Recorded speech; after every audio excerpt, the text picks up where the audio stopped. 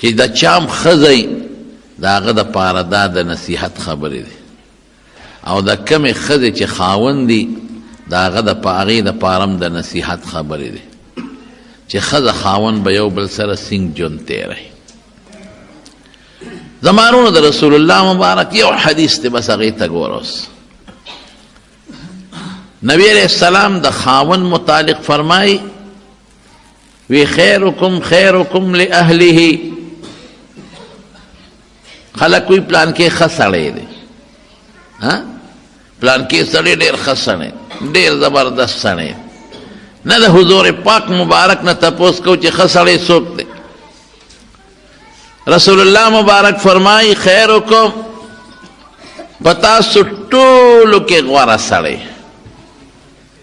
پتاسو ټولو کې ښه سړی.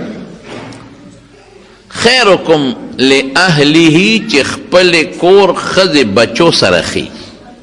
هلکه خبرې مه کوئ، پرېږدئ.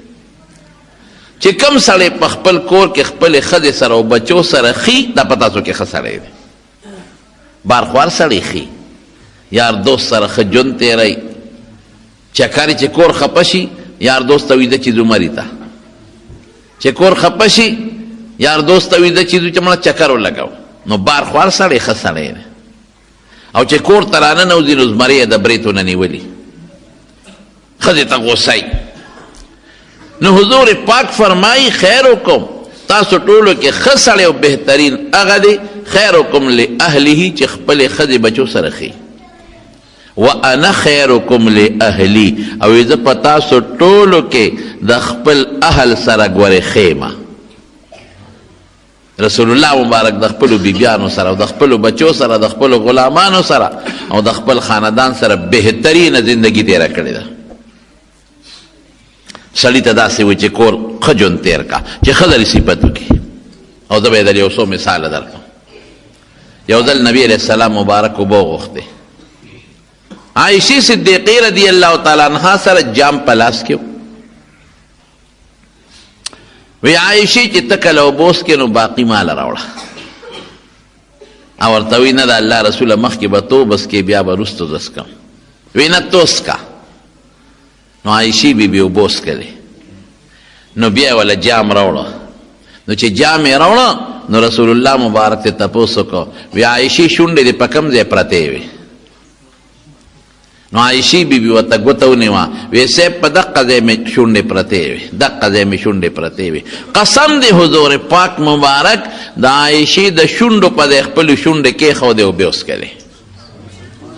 اوس یو سړی ښځې سره دومره مینه کوي او د خپلې بیبي سره دونه محبت کوي چې د هغې شونډې په کوم ځای لګېدلې او ته به هم په دقه ځای د شونډې اکدم دا ښځه به ترې قربانېږي او که نه به قربانېږي. زمونږ ستاسو نه مخکې ښځه اوبه څکي شي، او خو دې څکي، ای څه دا مردارې شونډې دې نیولې دي، ټول جام دې ولاړه، خدای بیخ وباسه، ورشه توی که شابه او جام شوړه که، نه بیا پکې اوبه راوړه. دا د شریعت خلاف خبرې دي. ښځه څه وینځه خو نه ده، ښځه د سړي څه نوکره خو نه ده، خو چې ته سینګ د الله بنده دا هم د خدای بندګۍ ده. ته چې سینګ په دې خفه کېږي چې زما دې څوک بېعزتي وکړي، الله هم په دې خفه کېږي چې ته د ښځې بېعزتي وکړې. نو حضور پاک فرمایي چې بهترین سړی هغه دی چې هغه د خپل اهل و عیال سره ښي. او زه تاسو کې په دې صفت موصوف یم، زه د خپل اهل و عیال سره او د خپل کور د خلکو سره ښیمه، بهترین یم. خیر معنی بهترین. او په شمایل ترمذی کې راځي چې رسول الله صلی الله علیه وسلم په خپل جون کې ما ضرب امرأة ولا خادما قط، نه بیبي له ډب ورکړی دی، نه غلام او نوکر او خادم له ډب ورکړی دی په خپله زندګۍ کې. او که ته وایې دا دومره ښه اخلاق، قسم دی د ټولو دنیا د خلکو اخلاق یو ځای کا، که د رسول الله مبارک د یوې بیبي په اخلاقو کې د خپې دوړې ته رسېږي. نا ولې دا ژوند یې ښکلی تېره په زور او په والو ښځه نشي تابع کولی، په مینه به ښځه تابع کې، په محبت به ښځه تابع کې. زمونږ د دارالعلوم دیوبند یو ډېر لوی عالم، یو ډېر لوی مفسر مولانا احمد علی لاہوری رحمت الله علیه دوی سړی تیر شوی دی په خپله قصه کوي وی هغه وختو چې زه په دارالعلوم دیوبند کې هم طالب وم دا د مور او پلار سیکانو دی خدای مسلمان که نو په د دې دیوبند د کلي نوم دی د دې دیوبند په دې کلي کې یو سیټ و مالدار سړی و خو سیټ نیک سړی و لور یې پیغله شوې وه د سیټ لور پیغله شوه نو د لور هم دا خواهش و چې یو عالم سره نکاح وکړم او د سیټ صاحب هم دا خواهش و چې زه دا خپله لور یو عالم له په نکاح کړم یو بل سره مشوره وکړه چې زما د لور هم خواهش دی زما هم خواهش دی او دا لور چې یو عالم له په نکاح کوم نو چا ورته وی چې عالم ګورې نو خو دغه دارالعلوم دیوبند دی علما خو هغې ته معلوم دي هلته ورشه نو محتمم صاحب ته ووایه نو لور له به دی چې ته یو ښکلی عالم وګوري دا به ډېره ښه ده نو سیټ صاحب شو انا لله و انا الیه راجعون ټول ووایه بجلی چې لاړه شي یا تکلیف راشي زر انا لله وایه نو که په دې مدرسه کې داسې یو نیک غوندې عالمي نوجوان نو ما ته وښایه چې دا لور ور په نکاح کړم یاره په دې لار راتلم په دې چمن کې مې یو لیک ولید او مې خوښ شو که هغه واده نی کړی او د هغه خواهشي نو لاول مې اخ وخت دی او که بالفرض د هغه زړه نه کېږي یا واده کړي بل به راله وګورئ محتمم صاحب هوښیار و هغه وی ودرېږه د د خوښې دا به لاول وګورو هغه پسې هلک ولېږه راویې غوښته مولانا احمد علي لاهوري وی زومه وی ما ته محتمم صاحب وی چې دا سیټ صاحب دی زمونږ د دې کلي د دې دیوبند دیم نیک سړی دی لور هم نیکه ده د دواړو دا خواهش دی چې یو عالم سره دا لور په نکاح شي نو تا باندې راتېر شو ته خوښ شوې څنګه دې خیال دی واده دې کړی دی ما وی چې نه نو څنګه دې خیال دی نو ما وی چې یاره زه خو غریب سړی ما زما خو مور او پلار سیکان دي او زه مسلمان شوم هغوی د کور هم شړلې ما زما څه دي او دا خو د سیټ صاحب لور ده دا به ما سره ګزاره څنګه کوي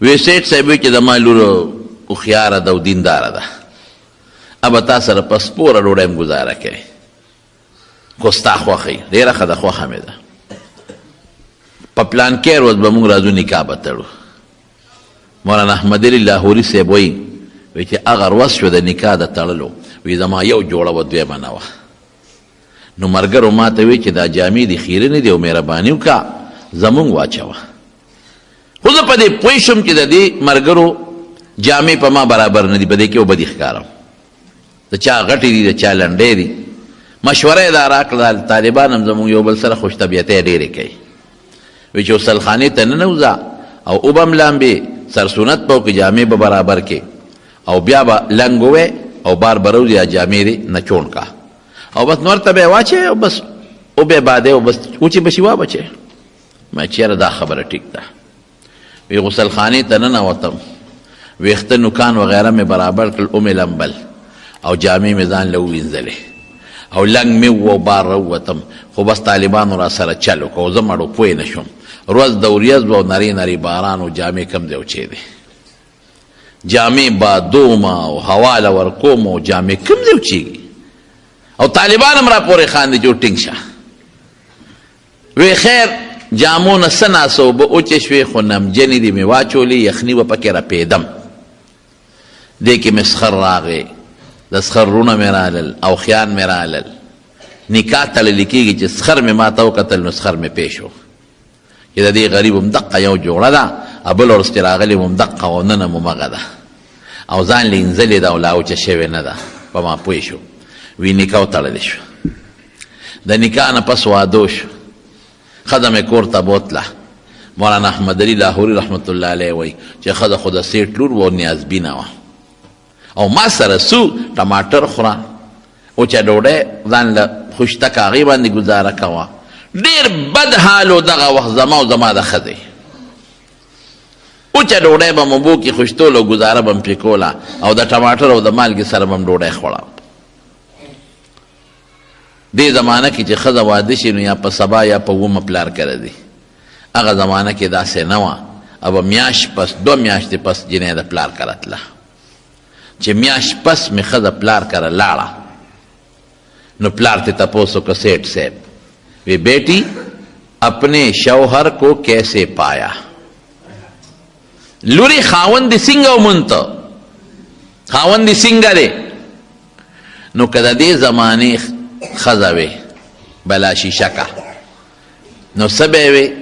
ای پلاره غرقه دې کړم، چاله دې ورکړم، ملاله دې ورکړم، چې ډوډۍ در سره نه وه نو په دا اوبو کې به دې غورځولی وم، یو ورځ مرګ وراغلی به نو په ما خو هره ورځ مرګ تېرېږي، چای خو یې پرېږده خو ډوډۍ هم نشته، ترکاري هم نشته، دا چاله دې په نکاح ورکړم؟ تا زما تپوس نه کو، د خاوند تپوس ته زما نه کو. لیکن هغه جینۍ دینداره ده او د مولانا احمد علي لاهوري رحمت الله علیه اخلاق اوس ګوره. تپوس یې ته وکړه چې بیٹی شوهر کو کیسے پایا؟ لورې خاوند دې څنګه ومونته؟ او ورته څه وایي؟ وی بابا وی دنیا کې به مې د جنت خبرې اورېدې چې جنت به راځي او داسې خوشحالي به وي پکې او داسې د زړه سکون به او بنده به پکې ډېر زیات خوشحاله وي. بابا قسم په خدای چې په دنیا کې ماله خدای جنت راکړی دی. او مولانا احمد علی لاہوری رحمت اللہ علیہ لکھی په خپل بیتی کې وی یہ وہ وقت تھا جب احمد علی نہ تھا، آج احمد علی ہے. وی دا هغه وختو چې زما دا مقام نو او ما ته ښځې جنت وی، اوس خو الحمدلله احمد علی دی وی. د کشف خاوندو یو ځل یو سړی ولا راغی وی ستا په ګاونډ کې 2 کسان مړه دي او صاحب جنازه به تکې په پلان کې ټیم د سرخکته کوي ایک جنت کو گیا ایک دوزخ کو. نو مرګر وته وی شاګردانو وی صاحب دا دومره دعوه خو پیغمبر هم نه ده کړی، د غیب علم خو الله سره دی. تا ته څه پته لګي چې یو جنت ته لاړ او بل دوزخ ته لاړ؟ بس میں نے کہا آپ پوچھ لے. ما اوی تاسو تپوس وکړئ چې معلومات یې وکړل خبره ټیک و خطا. وی چې هغه کوم جنت ته تللی هغه اکسیډنټ کې مړو او رسول الله مبارک فرمایي صاحب الهدم شهید، اکسیډنټ کې مړو جنت ته لاړ. او بل مری ته تیزندی چولې و ځان لې ځان یې پانسي کړی و. دې ته کشف وایي، دی بزرگانو ته کېږي. یو ځل یو سیټ ورپسې راغی وی صاحب جومات مې جوړ کړی دی، لومبې مونځ به پکې تکې، افتتاح به تکې. مولانا احمد علی لاہوری رحمت اللہ علیہ وی ډېره ښه ده چې لاړ او په جومات یې قدم کېښود وی کاش بہت اچھا مسجد ہے، بہت بہترین، کافی خرچہ کیا ہے اس مسجد پر، بہت خوبصورت، لیکن کاش کے حرام پیسوں پر نہ بنا ہوتا. ډېر خشته خوبصورت جومات دی خو افسوس چې په حرامو نه وی جوړ نه ښه به وه. نا سیټ ته چا وی ټنګ یې درکړه که نه؟ همدغسې ښې درته یې ووروله چې په حرامو دې جوړ کړی دی که نه؟ سیټ وی ټیک وایي، یو ما ته پته ده یو الله ته پته ده، نه زما ښځې ته پته شته نه بچو ته، دا ما د سود په پیسو جوړ کړی دی. دې ته کشف وایي. نو مولانا احمد علی لاہوری وی چې کم وخت زما ښځې وی چې جنت خدای را کړی دی، وی په دې مقام نوم چې دا اوس خدای کم مقام را کړی دی. نو دا ولې ښځه د خاوند صفت کوي؟ دی په دې وجه کوي چې خاوند د ښځې سره ښه ژوند تېر کړي، خشته بهترین ژوند ورسره تېر کړي.